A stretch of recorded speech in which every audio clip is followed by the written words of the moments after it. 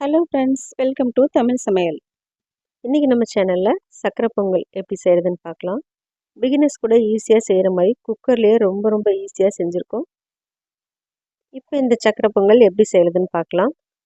ஒரு குக்கரில் 1/2 கப் பாசிப்பருப்பு சேர்த்துட்டு பொன்னிறமாக வறுத்துக்கலாம். ரொம்ப வறுக்கணும்னு அவசியம் இல்லை, ஓரளவுக்கு வறுத்தா போதும். பாசிப்பருப்பு நம்ம வறுத்துட்டு செய்யும்போது ரொம்ப நல்ல வாசனையாக இருக்கும். ஒரு 2 நிமிஷத்துலேயே நல்லா வறுபட்டு வந்துடும். இப்போ பார்த்தீங்கன்னா தெரியும், பாசிப்பருப்பு நல்லா வறுத்தாச்சு. இப்போ இது கூட 1 கப் பச்சரிசி சேர்த்துக்கிறேன். மாவு பச்சரிசி, பொங்கல் பச்சரிசி எது வேணாலும் சேர்த்துக்கலாம். இது 2-3 தடவை நல்லா கழுவி எடுத்துட்டு அளவு தண்ணி சேர்த்துக்கலாம்.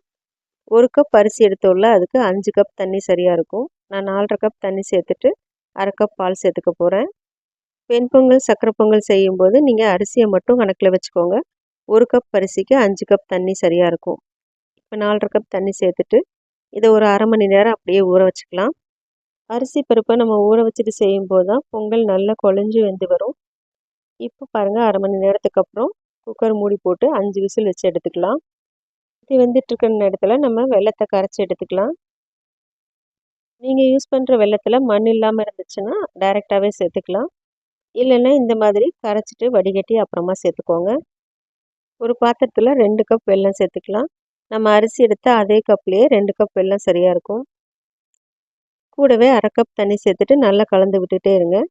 இதுக்கு நம்ம பாகுபதம் எதுவும் செக் பண்ண தேவையில்லை, வெல்லம் கரைஞ்சா மட்டும் போதும்.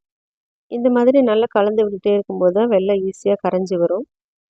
பாருங்கள், இப்போ வெல்லம் நல்லா கொதிக்க ஆரம்பிச்சிருச்சு, நல்லாவே கரைஞ்சிருச்சு. இப்போ நம்ம ஸ்டவ் ஆஃப் பண்ணிவிட்டு எடுத்து வச்சிடலாம். இப்போ பாருங்கள், குக்கரில் இருக்கிற ப்ரெஷர் எல்லாம் தானாக ரிலீஸ் ஆயிடுச்சு. இப்போ ஓப்பன் பண்ணி பார்க்கலாம். அரிசியும் பருப்பும் ரொம்ப சூப்பராக வெந்து வந்திருக்கு. நல்லா குழஞ்சி வெந்து வந்திருக்கு பாருங்கள்.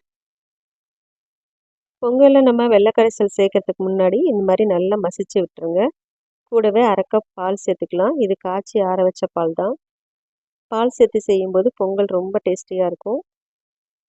இதையும் சேர்த்து நல்லா மிக்ஸ் பண்ணிக்கோங்க. நம்ம சேர்த்துக்கிற பால் எல்லா பக்கமும் நல்லா கலந்து வரணும், அந்த மாதிரி மிக்ஸ் பண்ணிக்கோங்க. இப்போ நம்ம செஞ்சு வச்சுருங்க வெள்ளைக்கரைசலை இந்த மாதிரி வடிகட்டிட்டு சேர்த்துக்கலாம். வெள்ளத்தில் இருக்கிற தூசு மண் எல்லாமே ஃபில்டர் ஆகிடும். இப்போ வரைக்கும் நான் ஸ்டவ் ஆன் பண்ணல. இதை நல்லா மிக்ஸ் பண்ணதுக்கப்புறம் நம்ம ஸ்டவ் ஆன் பண்ணிக்கலாம். இதை நல்லா கலந்து விட்டாச்சு பாருங்கள். இப்போ நம்ம ஸ்டவ் ஆன் பண்ணிக்கலாம். இது வெந்துட்டுருக்கிற நேரத்தில் நம்ம முந்திரி திராட்சையை வறுத்து எடுத்துக்கலாம். ஒரு கடாயில் 1/4 கப் நெய் சேர்த்துக்கலாம். நெய் நல்லா சூடானதும் இதில் 20 போல் முந்திரி பருப்பு சேர்த்துக்கலாம். முந்திரி நல்லா செவந்து வறுபட்டு வரணும், அந்த அளவுக்கு வறுத்துக்கோங்க. ரொம்ப கரிஞ்சு போயிடக்கூடாது. முந்திரி நல்லா வறுபட்டதும் இதில் திராட்சை சேர்த்துக்கலாம். நான் 2 டேபிள் ஸ்பூன் திராட்சை சேர்த்துருக்கேன். திராட்சை நல்லா பலூன் மாதிரி வர அளவுக்கு நம்ம வறுத்துக்கலாம். முந்திரி திராட்சை ரெண்டுமே நல்லா வறுபட்டு வந்தாச்சு. இதை நம்ம அப்படியே பொங்கலில் சேர்த்துக்கலாம். அப்படியே நெய்யோடையே சேர்த்துக்கோங்க. சேர்த்ததுக்கப்புறம் இதை நல்லா கலந்து விட்டுக்கலாம். பாருங்கள், எவ்வளோ ஈஸியாக குக்கர்லேயே நம்ம பொங்கல் செஞ்சு முடிச்சாச்சு. எவ்வளோ குலைவாக வந்திருக்கு பாருங்கள். இந்த அளவுக்கு கன்சிஸ்டன்சி இருக்கணும்.